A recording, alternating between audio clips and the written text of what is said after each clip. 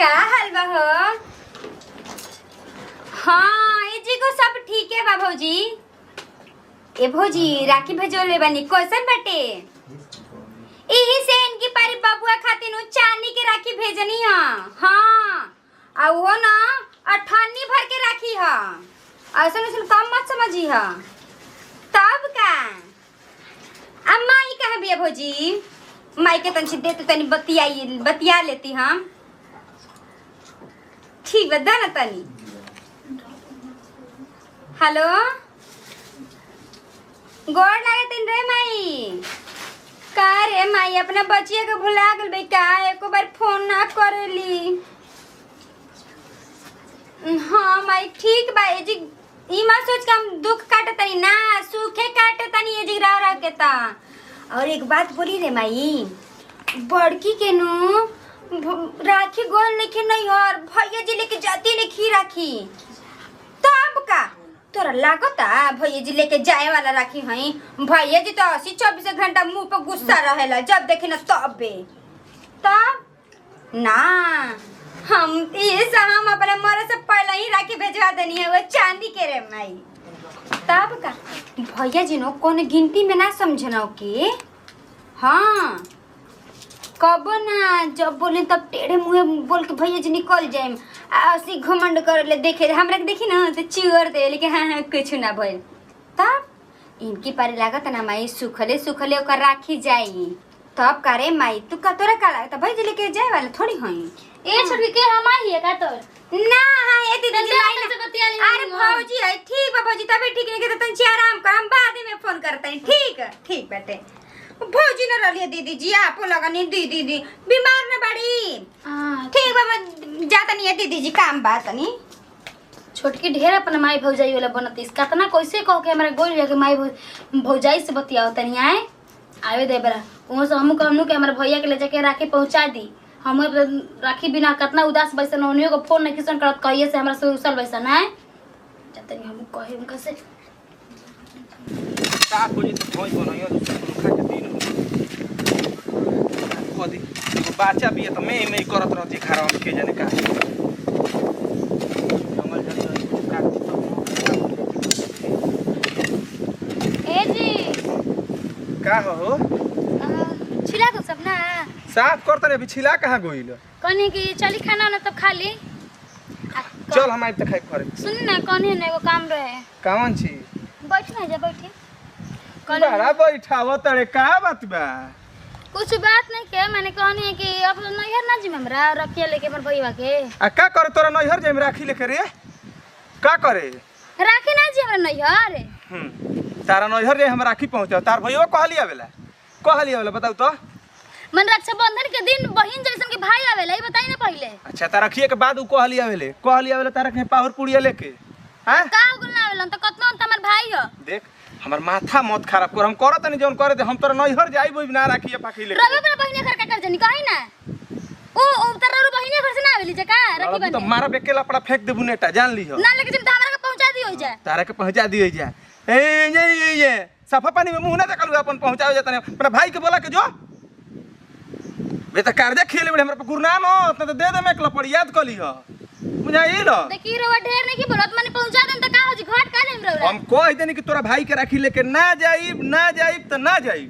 ते रोज ये बतिया मत कहू हमारा ले बुझा गई लो ना जन तो सबनी से हंसवाई हमरा पे सब त हंसत ऐसा बड़ा तारा पे हंसत ऐसो काथी कहसत ऐसो हो काहे ना हंसे संसार ओनी के दुल्हा लेके चल गुना अपना नैहर ओनी के राखी हमार ना गुलो भी तो उ कुल मेहर मोऊ घवा सौ लेके जे है तो ससुराल राखी लेके ना जाई है। हां दमदार बुझाता कि ना अभी हमारे बारे में उल्टा सीधा मत बोल देख जो जला जो हमार दिमाग मत खराब कर कहत इन तोरा से दिमाग हाथ जोड़ता नहीं जीरौरा हमर अब हाथ जोड़ लेनी अब का करी तोरा के जो लेके चल जाई जी कैसे करी ना ढेर कहते सबनी के दुल्हा लेके चल गुन राखी अपना ओकर नैहर हमारे कहानी के लेके जाते ये खाली कोन है तो तू ना समझ ले है भेजा खराब करबे। हां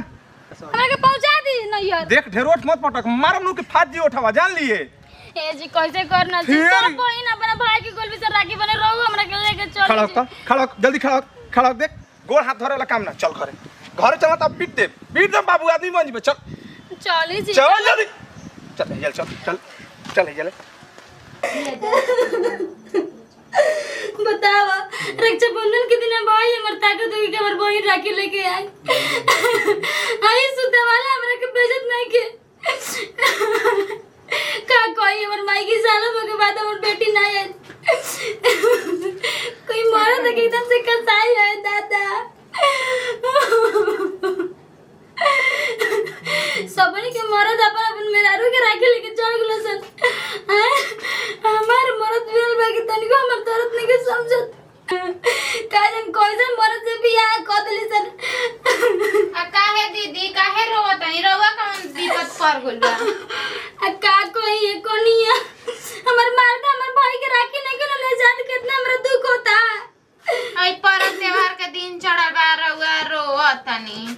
तो रोई ना त का करी कोइसन परब कोइसन त्योहार कि हमर भाई के राखी ना बने तो ऊपर त्योहार के का करम हम तो का भइल हटे काहे रोवत तनी मुंह लागल कहत तनी कि हो लेके चल जा रखिया ना तो हमरे के लेके पहुंचा दो जा लेकिन सुन न गन सकती आदमी बताओ तो ये तो घर घर के तू बा आ तो हम तो कहत कि दीदी रउए चल जी वहां के नहीं खिजत अरे उस सुता वाला जाय दी तब नु एकदम हमरा के नाकी पानी पिया के धइले बा उ मारा दाम ओकरा हमरा मुंह से तो ओकरा कतन गाड़िए निकलत हमेशा आ जाए दी अपना बबुआ के बोला ली हमार तो बबुआ जे आवत हटे राखी बनवाई आई ये कोनिया बुलावे करे तो एक पांव दौड़ के आइत लेकिन का करबू अब कोई एक्सीडेंट बा होगा तो पांव एगो टूट न गइल बा जाए दी तरवे चल जाई नहीं हम बात मानत तनत मानस रउए चल जाई अपन राखी लेके बानी खाती का करी जा वो नहीं के न करा कि भेजे दी भेज तो नहीं खे तो का मने वहां के कुछ पूछले नहीं कि दिक्कत होकत बा काहे नहीं खिजात ना कहत है कि हमर ऊ को दिन वाला तोरा घरे ऊ को दिन वाला तोरा घरे अच्छा तू ही बताओ त कोना भाई बार बार बहन घरे जाई त केहू का कही है तो वही तो हंसे ना लगियन जा दीदी तब का बाप रे बाप का हाल करबे जी आप दिन भर जब देखो तब रोत रहता नहीं आप देखो कने तार तो भाई के राखी चल को तो खुश से बाड़ू हैं हमार भाई के नहीं के राखी गुल तो हम ही ना रोइम कहा ना तो रोवे की का बाजी बड़े बिस्तर उठा के चल जाई ना की के ऊपर मारता से बेफाट का बोल कि चल जाई तो रोने के मतलब है के बने तो चुपचाप रही जब ना गई तो का दीदी जी कार वाले बनी धर टोटू ना चले बनी ना भगनी इतने मन करता तो चल जाई चुप रहा राखी भेजा दिल बनू तब ना इतना बढ़ बढ़ के बोली आवता ये गाड़ी नु हिया खेलबाड़ दोनों तरफ से चले ले सोचले पुतो मीट बन जिए भतरो मीट बन जाई ठीक है कहता नहीं है दीदी भेजे के मन नहीं के ना चाहले 1 रुपया 2 रुपया खर्च को अपन पैसा उ चाहत या नु कि ना जा भतरा अपने ना कान नु को ले बियाई भेजत ना है काम खिलाड़ का हमारी दीदी लग जाई